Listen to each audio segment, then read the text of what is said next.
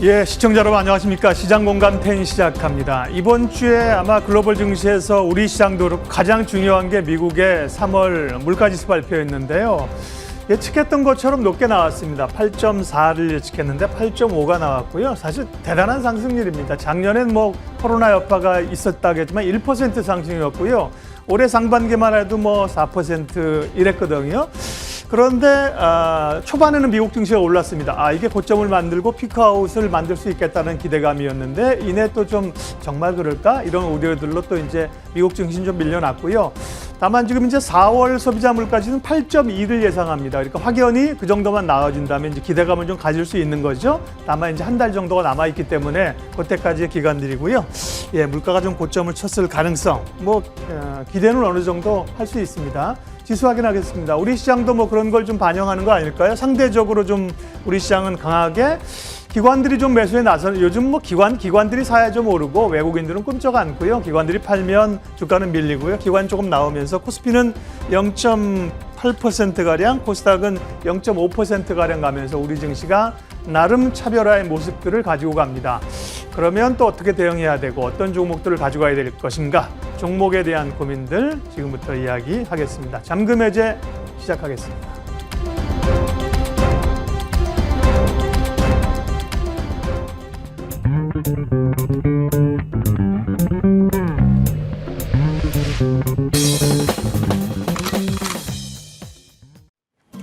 일단 시간이 갈수록 이 시간까지는 분위기가 조금 개선되고 있다는 점, 그리고 코스닥에서 올라가는 종목 개수가 1000개에 달하고 있다는 점은 비교적 긍정적입니다. 다만 시장을 둘러싼 그 어떤 악재도 완화되는 느낌은 아니에요. 우리 장이 많이 빠졌다라는 것에서 힘을 받는 것인지 아니면 기대할 포인트들이 있는지 점검하겠습니다. 자, 오늘 종목 이야기 좀 유쾌하게 풀어주시는 레몬리서치 김민수 대표님과 함께합니다. 어서 오세요. 안녕하십니까. 안녕하십니까. 네. 대표님과 특징주들 뭘 할까 열심히 고민하다가 현대오토에버 한번 질문을 드려보고 싶었어요. 오늘 장도 상당수 흐름이 좋은 흐름 나타나고 있어요. 1분기 영업이익이 조금 좋을 것이다라는 전망도 나오고 있는 상황이고요. 2월 중순부터 해서 분위기도 좀 괜찮은 종목인데 이게 현대차그룹의 약간 두뇌 역할을 하는 업체잖아요. 그렇죠. 괜찮을까요? 네. 사도 좋아요? 주가가 올라가는 거 보니까 괜찮겠네요. 네. 후행적인 얘기 드려서 죄송하고요. 네. 근데 지금 오토에버 관련돼서 이제 지금 자동차 쪽이 이제 좀 벗어나느냐라는 쪽으로 얘기가 많이 나오는데 최근에 동향을 보게 되면 아직 뭐 출하량에 대해서 뭐 강한 변화는 나오지 않지만 이 정도면 된 거 아니냐라는 변화도 나오고 있고 또 현대기아차의 어떤 전기차 즉 친환경차의 비중이 한 20%까지 늘었다라고 하게 되면 이렇게 되면 앞으로 전기차 쪽을 계속 드라이브를 걸 거고 거기서 앞으로 차종도 다양해지고 또 나아가서 이제 레벨 3 이상으로 나오는 여러 가지 자율주행까지도 끌어낼 텐데 그 중에서 그러면 누가 이 일을 하겠느냐라고 하게 되면 빙고, 오토에버 뭐 이런 쪽으로 나가는 분위기죠. 그래서 아마 현대 오토에버를 바라볼 때 지금까지 주가가 등락폭은 좀 있었습니다. 네. 근데 그 중에 하나가 이 회사가 좀 비싸다. 밸류 대비해서 좀 비싸다. 뭐 PER 보통 한 30배 이상 들어갔던 흐름들이 나오다 보니까 비싸다는 관점이지만 이제 성장주를 바라볼 때 앞으로의 관점은 그렇죠. 비싼 밸류 인정. 그만큼 실적들이 빨리 올라오겠느냐. 이게 확인이 되게 되면 그러면 눈높이가 많네. 그러면서 주가가 다시 꾸준히 움직일 가능성은 있다고 봐야 될 것 같고요. 그런 측면으로 봤을 때 지금 그래도 현대차 그룹 쪽에서 앞으로의 미래 먹거리와 함께 나올 수 있는 대표적인 성장성을 가진 종목이 어디겠느냐라고 하게 되면 현대 오토에버겠죠. 그래서 이런 쪽은 그렇다고 추세 막 움직일 때 따라가는 것보다 눌림목에 딱 들어가는 게 제일 좋겠죠. 그래서 그런 포인트를 잡아가시면서 여전히 현대차 그룹 쪽에서는 제 개인적으로는 여전히 가장 좋게 보고 있습니다. 네. 만도 이런 종목보다 더요? 만도보다는 좀 성장을 본다라고 하게 되면 이런 쪽이 더 낫겠다라고 바라보고 있습니다. 네. 네, 이런 답변이 제일 저희들에겐 심플한 것 같아요. 어디에서 이게 제일 나는 좋아라고 얘기해 주시는 거. 항상 참 힘든 답변을. 네. 예, 알겠습니다. 예. 힘든 답변을 요구드리지만요. 네, 다음 종목은 LG 헬로비전. 오늘 20% 이상도 올랐다가 지금은 한 18% 정도 상승 확인이 되고 있습니다. 어제 한 언론 매체에서 단독 보도가 있었어요. LG그룹에서 LG전자가 전기차 충전을 미래 사업으로 낙점한다. 뭐 이런 얘기였습니다. 이제 LG는 정말 전장, 전기차 이쪽으로 주력을 하고 있는데 그러다 보니 LG 헬로비전이 정부가 허가한 전기차 충전기 보급 사업자입니다. 그래서 관심을 받고 있는 건데 이런 이슈로 들어갔다가 하루 이틀 홀랑 팔고 나오고 이런 거 대응 너무 어렵잖아요. 근데 길게 보면 괜찮아요? 어렵죠. 매매하기 힘든 네. 종목 중에 하나입니다. 이슈 나왔을 때 금방 올랐다가 예전에 또 디즈니 U 플러스, 맞아요. 예, 그 디즈니 플러스 U가 아니죠. 예, 디즈니 플러스.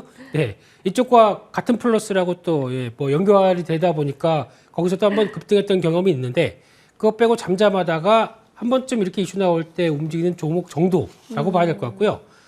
후속 탄력들이 더 강할 거냐는 아직은 좀 체크해야 될 것 같습니다. 특히 전기차 관련된 충전 사업자인데 전기차를 볼 때까지 가장 중요한 거는 지금 아까 내용들 보다 보니까 급속 충전도 있고 완충도 있는데 네. 완충 4시간, 네, 급속 충전해야 30분.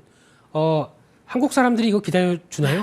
네, 이거는 잘 모르겠습니다. 앞으로 계속 속도는 좀 더 나야 될 것 같고요. 네. 근데 이런 차원에서 이제 부지 선정부터 앞으로 이제 나아가는 이제 사업자의 역할을 했었을 때 나오는 변화들은 생각보다 좀 시간은 걸릴 수 있겠다라는 생각은 들고 있고요. 그 중에서 또 좋은 재료 막 나오기 시작하네요. 또 아까 보다 보니까 모토로라도 이제 헬로비전에서 직접 이종 가져오다가 네. 또 알뜰폰 사업들 한다고 하는 것 같은데 모토로라? 예, 어디? 뭐 이런 분위기죠. 네, 과거의 모토로라가 지금 다시 영광을 찾아서 헬로비전을 뭐 끌어마는 나는 좀 특이한 거 좋아해라고 하는 변태 이런 거의 흐름을 가져가지 않는 이상은 아직 그 모토로라가 또 하나의 여러 가지 변화를 이끌어내기는 좀 힘들지 않나 생각이 들어서 아마 지금 분위기로는 일단 오늘 이슈가 반영된 정도다 보니까 추격 매수하기는 좀 부담스럽다 이렇게 봐야 될 것 같습니다. 네, 알겠습니다. 이 두 특징주들을 살펴봤고요. 추가적으로 시간이 허락한다면 이에 따른 추가 질문을 이어나가고 일단은 잔금 해제 종목으로 곧장 연결해 보겠습니다. 첫 번째 잔금 해제 종목은 대표님이 이 종목을? 이라는 느낌을 받았어요. LX 네. 인터내셔널. 인플레이션에 강한 종합상사 찌는 여기다. 포인트 열어보겠습니다. 첫 번째 포인트는 첫 번째 얘기예요. 인플레이션에 강한 종합상사. 인플레 얘기가 시장에 계속적으로 떠돌면서 악재가 되고 있는 상황인데 그 가운데 상사주가 주목을 받았다가 우크라이나 러시아 전쟁 이슈 나오고 살짝 조정받다가 그 전쟁 이슈에 더 강하게 갔어요. 네. 근데 너무 단기간에 이렇게 강하게 갔는데 그동안 좀 소외된 종목들 많이 찾아주셨잖아요. 네, 많이 일단 첫 번째 단서는 많이 올랐습니다. 최근에 저점 대비해서 꾸준히 올라왔습니다. 이게 첫 번째 단서고요. 네. 두 번째는 지금 트렌드에 맞는 종목이기 때문에 한번 가져와야 되겠다는 생각은 들었고 게다가 저희가 또 지나고 나와서 하는 얘기지만 역시 워렌 버핏 이렇게 나오죠. 워렌 버핏이 벌써 몇 년 전이었었죠? 3년 정도 됐나요? 그때 일본의 종합상사 5개를 딱 구분해서 이거 60억 달러 투자를 했다라고 하면서 그 뒤로 워렌 버핏이 왜 하필 올드한 종합상사를 매수했을까? 그때는 완전 성장주에 대한 전망이 압도적인 시기였으니까. 그렇죠. 그래서 또 그때 아무리 현인이라고 한다고 하더라도 이건 인정 못해 뭐 이런 분위기죠. 네, 맞아요. 그러는데 한 1, 2년 뒤 가다 보니까 확 바뀌었죠, 분위기가. 그래서 이런 종합상사에 대한 변화가 인플레이션 시대엔 이렇게 작용하고 있구나라는 쪽에서 다시 한번 저희는 워렌 버핏 분을 네. 또 현인으로 맡게 되는 현상이 아닌가 싶은데 그런 관점에서 지금 LX 인터내셔널을 보게 되면은 사업 구조가 그냥 상사입니다. 그러다 보니까 지금 매출 구성을 봤었을 때 중요하게 보는 게 에너지팜 관련된 쪽이 나오고 있고 생활자원 관련된 쪽. 그러니까 요 두 가지만 보게 되면은 상사 개념의 그대로 나오고 있고요. 마지막 물류는 저희가 알고 있는 판토스죠. 네. 범한 판토스와 관련된 쪽이 LX 그룹으로 넘어가면서 절반은 물류를 담당하고 있다. 그러다 보니까 다른 상사와는 좀 다르게 다른 상사 같은 경우는 좀 실적의 변동폭이 클 수가 있는데 대표적으로 어제까지 많이 움직였던 GS 글로벌이라든가 현대코퍼레이션 이런 종목들 같은 경우는 자원 개발하고 거기서 나오는 성과에 따라서 어떤 이런 트레이딩도 하고 네. 자원 개발을 수입하고 하는 이런 관점 쪽에서 아무래도 원자재 쪽에 노출이 좀 심한 편이죠.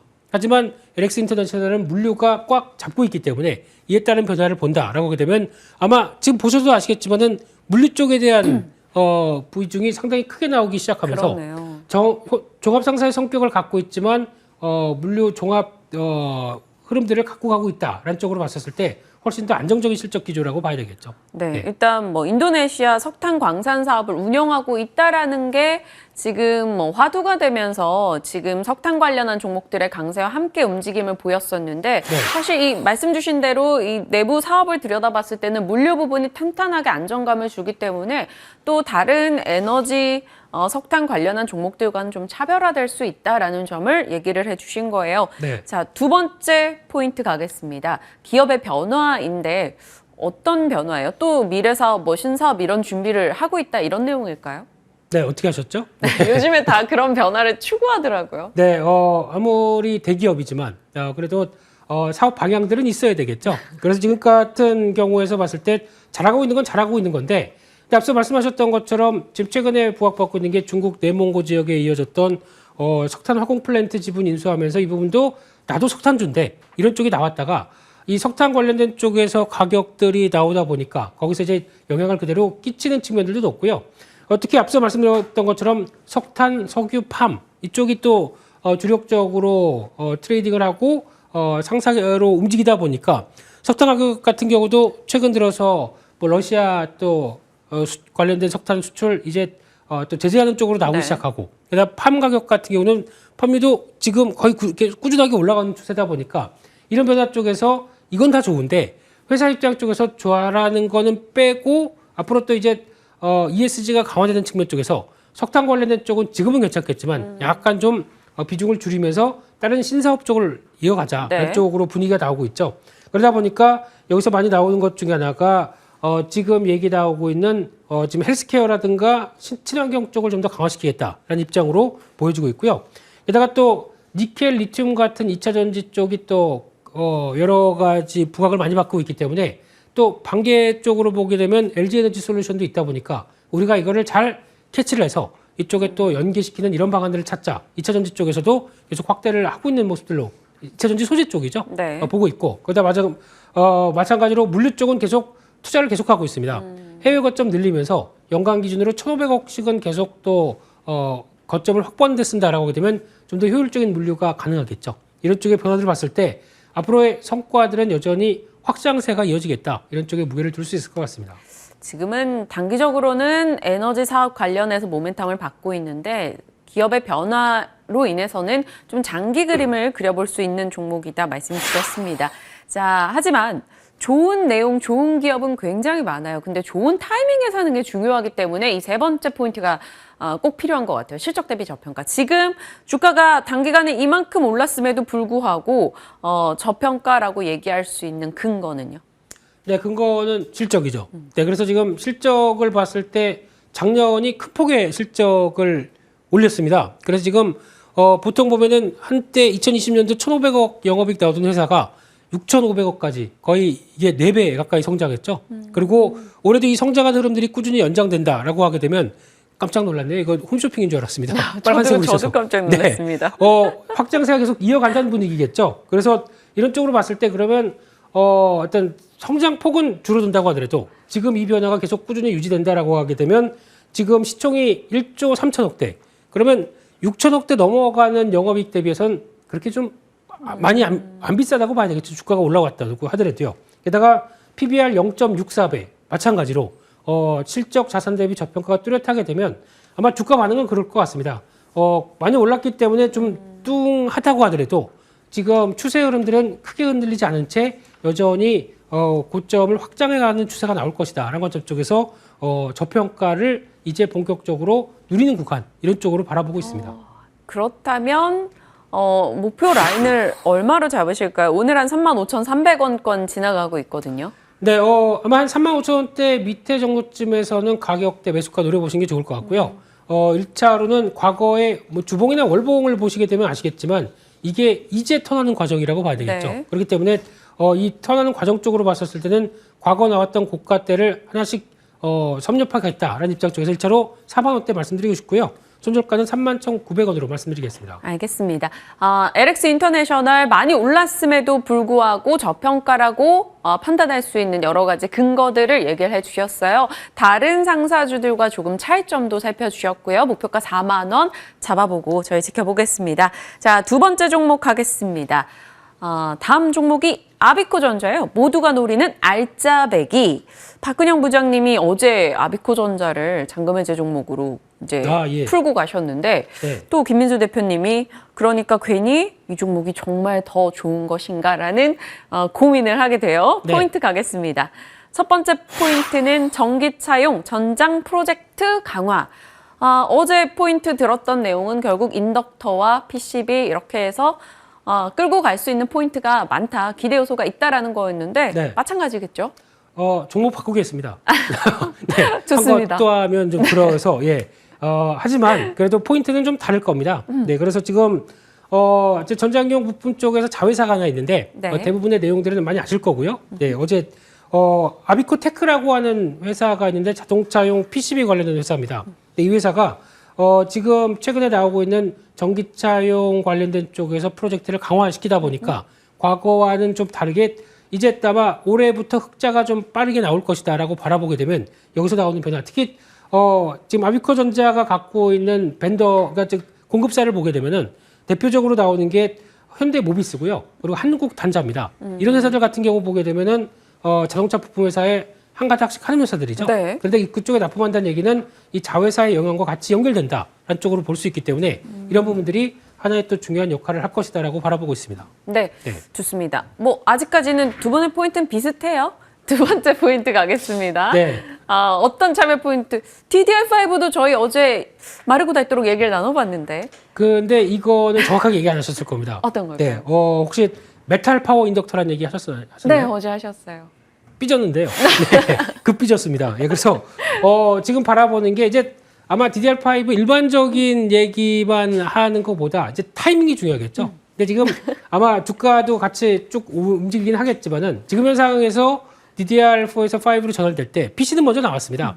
나왔는데 인텔의 새로운 CPU가 나오다 보니까 이제 적응되는구나 하는데 지금 DDR5는 DDR4랑 큰 차이가 없어요. 네, 그럼 가격만 비싸지 이 가격 주고 DDR5로 바꿔야 돼? 라고 하는 상황들인데 하지만 서버용은 다릅니다. 서버용은 이제 앞으로 인텔에서 지금 6번째인가 지원시켰거든요. 네. 지금 나오고 있는 그 사파이어 레피즈와 관련된 CPU가 나오기 시작을 해야 그때부터 서버용은 이제 DDR5가 본격적으로 적용된다. 이런 쪽인데 PC와 다른다는 얘기가 서버 같은 경우는 365일 24시간 돌아가야 됩니다. 그러다 보니까 작은 어느 정도 가성비만 맞춰주게 되면은 DDR5를 선택할 수밖에 없겠죠. 그런 쪽에서 가장 중요한 게 전력이고 네. 지금처럼 전력 요금과 관련된 압박들이 좀 커진다라고 하게 되면 10%만 절감돼도 그게 어딥니까? 연간으로 봤을 땐. 그렇기 때문에 만약에 인텔에서 새로운 서버용 CPU가 나왔다. 네. 이제 본격적인 출시. 그러면 그때부터는 DDR5 관련된 종목들이 막 움직일 겁니다. 그 중에 하나의 변화가 될 수 있는 대표적인 종목이기 때문에 이 점도 같이 보시면서 대응을 하셨으면 좋겠습니다. 특히나 또 이런 IT 부품단의 종목들 같은 경우는 네. 실적 시즌에 좀 더 민감하기 때문에 네. 실적 관련한 이야기들 나오는 시점에 또 급격하게 튈 수도 있고 여러 모멘텀들을 체크를 해야 됩니다. 더 유익 있게. 그래서 실적 기대감도 점검을 좀 해보죠. 아비코전자에 대한 대표님의 판단요. 작년에 턴어라운드 했습니다. 그러다 보니까 올해는 어때? 라고 했는데 또 홈쇼핑 나왔네요. 네. 그래서 지금 작년에 한 30억 정도 약간 올라오면서 이제 기반 마련했다. 올해는 130억대. 그래서 지금 눈여겨보는 게 매출 자체가 좀 뛰기 시작하죠. 네. 네, 그러면서 영업이익 자체도 300% 이상. 근데 금액으로 봤을 땐 그렇게 큰 수치는 아니라고 하더라도 이게 그러면 어느 정도 DDR5가 안정돼서 그 다음 국면으로 넘어가기 시작하는 변화가 본다라고 하게 되면 앞서 말씀드렸던 그러니까 DDR5 쪽에서는 이 수동 소자라고 하는 이 메탈 파워 인덕터가 들어가면서 그 모듈 안에 같이 구성이 될 수밖에 없기 때문에 같이 폭발적으로 늦는 거죠. 그렇게 되면 아마 내년 같은 경우는 실적이 더 큰 폭으로 늘어날 수 있다라는 쪽이 서서히 반영되는 국면이라고 생각됩니다. 그래서 그렇게 보면은 지금 시총이 1,500억대 정도인데 네. 올해 나올 실적 정도를 반영하는 것 같고요. 내년부터 나올 실적들의 흐름까지 생각한다. 그러면은 좀 더 신고가 영역으로 가도 되지 않겠느냐. 이런 쪽으로 바라보고 있습니다. 네. 사실 말씀 주신 포인트들은 두 분이 좀 동일한 맥락으로 갔지만 그래도 어제 박근영 부장님보다 김민수 대표님은 오늘 더 싼 가격에 살 수 있다라는 점. 그 점은 또 분명한 차별점이 될 수 있으니까요. 그거밖에 없네요. 그게 네. 제일 중요한 거죠. 싸게 네, 사서 예. 좋게 파는 거요. 네. 자, 두 번째 아비코전자인데 목표가를 들어봐야 될 것 같아요. 지금 11,850원 현재가거든요. 네, 꾸준하게 올라온 대표적인 종목이라고 하더라도 말씀드렸던 이제 수동 소자가 쓰이는 용도가 DDR5 모바일 이쪽으로 두 가지로 다 쓰이고 있기 때문에 실적 변화와 함께 나오게 되면 기대감이 높은데 지금 한 11,600원 정도로 예, 그 정도로 보시면서 살짝 눌림 목적에서 대응하자라는 쪽으로 말씀드려보고 싶고요. 목표가는 1차로 직전 고점 때는 다시 신고가 나오리라고 봅니다. 그런 쪽에서 15,000원 정도까지 바라보고 있고요. 손절가는 1,400원으로 말씀드리겠습니다. 네, 15,000원의 목표 주가 얘기해 주셨어요. 아비코전자 살펴주셨습니다. 오늘의 두 종목도 전혀 다른 성격의 종목들이지만 각각의 스토리를 소개해 주신 만큼 관심 두고 추이 지켜보겠습니다. 자, 유튜브 다시 보기 가능한 거 알고 계시죠? 김민수의 잔금해제 검색하셔서 한 번 더 체크하시길 바랍니다. 오늘 김민수 대표와 전략 챙겨봤습니다. 고맙습니다. 감사합니다.